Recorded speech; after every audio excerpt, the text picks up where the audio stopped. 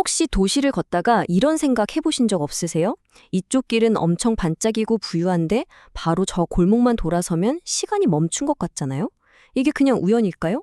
절대 아니죠. 사실 도시에는요, 부가 어디로 흘러갈지 정해놓은 일종의 숨겨진 설계도가 있습니다. 오늘 바로 그 비밀을 한번 파헤쳐 보려고 합니다.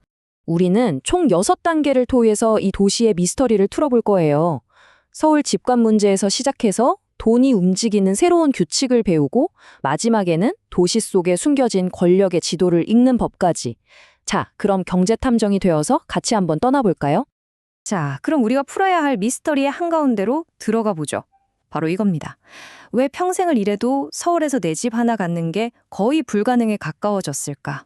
이 충격적인 현실 말이죠. 이 질문이요, 그냥 집값 비싸다는 푸념이 아니에요. 우리 사회가 과연 공정한가 하는 아주 근본적인 질문을 던지는 거죠. 도대체 어떻게 이런 일이 가능해진 걸까요? 답을 찾으려면 일단 숫자부터 봐야 합니다. 자, 이 질문이 얼마나 현실적인지 숫자로 한번 보시죠. 서울 강남의 평균 아파트 가격이요. 이게 평균 연소득의 몇 배일 것 같으세요? 무려 45배입니다. 45배?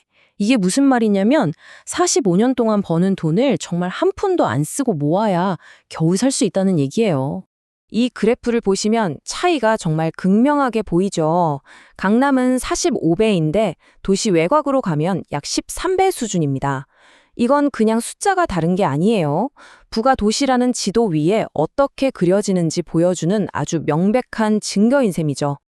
아니, 도대체 무슨 일이 일어나고 있는 걸까요? 이 미스터리를 풀 첫 번째 단서는 바로 이겁니다. 새로 만들어진 돈이 경제 시스템 안으로 들어올 때 그 흐름을 따라가 보는 거죠.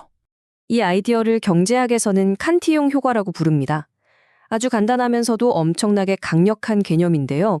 정부나 중앙은행이 돈을 새로 찍어낼 때 그 돈이 마치 토스트에 버터 바르듯이 우리 모두에게 고르게 퍼져나가지 않는다는 거예요. 자, 그럼 이 칸티용 효과가 어떻게 작동하는지 한번 볼까요? 4단계로 나눠서 생각해 볼 수 있어요. 먼저 1단계, 새로운 돈이 경제에 쫙 풀립니다. 2단계, 이 돈이 누구한테 제일 먼저 갈까요? 맞아요. 정부랑 가까운 대기업이나 부동산 개발업자 같은 소위 최초 수령자들한테 가죠. 3단계, 이 사람들은 그 돈으로 뭘 할까요? 바로 땅이나 건물 같은 자산을 막 사들입니다. 그럼 가격이 당연히 오르겠죠? 그리고 마지막 4단계, 이제야 그 돈이 돌고 돌아서 우리 같은 평범한 사람들 월급으로 들어옵니다. 근데 그때는 어때요? 이미 자산 가격은 저 멀리 날아가 버린 뒤죠.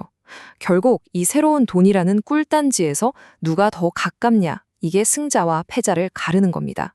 그럼 왜 돈은 꼭 특정 지역으로만 쏠리는 걸까요? 돈은 그냥 아무데로나 흐르지 않아요. 정해진 길이 있거든요. 여기서 두 번째 단서가 나옵니다. 도시의 물리적인 설계 자체가 돈을 특정 장소로 모으는 거대한 깔때기 역할을 한다는 거죠. 이 비교표를 보면 그 차이가 확 보입니다. 왼쪽에 제국의 도시는요, 권력을 과시하고 자원을 통제하려고 설계됐어요. 반면에 오른쪽 상업의 도시는 효율적인 교환과 연결을 위해 만들어졌죠. 바로 이 설계 철학의 차이가 돈이 흐르는 길을 결정하는 겁니다. 자, 이제 핵심 단서 2개를 다 찾았습니다. 첫째, 새로운 돈이 어떻게 승자와 패자를 가르는지 보여주는 칸티용 효과. 둘째, 그 돈이 어디로 흘러가는지 길을 알려주는 제국의 도시 청사진. 이제 이 2개를 합쳐서 서울이라는 퍼즐을 맞춰보겠습니다. 서울에서 이 두 단서가 어떻게 딱 맞아떨어지는지 한번 보세요. 먼저 정부와 중앙은행에서 나온 새로운 돈, 즉 엔진이 돌아가기 시작합니다. 그럼 이 돈 어디로 갈까요? 바로 강남이나 여의도처럼 권력과 금융의 중심지로 설계된 깔때기로 빨려 들어가는 거죠. 그 결과 그곳에 이미 자산을 가진 사람들의 부는 엄청나게 늘어나고 반면에 월급에 의존하는 청년들이나 외곽 지역 주민들은 점점 더 뒤처지게 되는 겁니다. 이 과정이 만들어내는 아주 특정한 결과가 있습니다. 바로 자산 우선 인플레이션이라고 부를 수 있는 현상인데요. 우리 월급이 오를 틈도 없이 아파트 같은 자산 가격이 먼저 폭등해 버리는 거죠. 이게 바로 우리가 맨 처음에 봤던 45배라는 믿기 힘든 숫자의 진짜 원인입니다. 그리고 이 자산 우선 인플레이션은 서울만의 얘기가 아니에요. 인천 송도나 부산 해운대를 한번 생각해 보세요. 경제 자유구역 같은 특정 지역에 돈이 집중되면서 새롭게 반짝이는 도시 옆에 낡고 단절된 구도심이 공존하는 두 도시 효과가 나타나는 거죠. 이건 불평등이 우리 눈에 보이는 형태로 나타나는 겁니다. 그럼 모든 도시가 다 이런 운명을 맞이하게 될까요? 꼭 그렇지만은 않습니다. 이제 시야를 전 세계로 한번 넓혀볼게요. 도시의 설계도에 따라서 이 돈의 흐름이 얼마나 다르게 나타나는지 비교해보면 아주 흥미롭습니다. 이 표를 보면 차이가 명확하죠. 제국의 도시 모델인 걸프 국가 수도들을 보세요.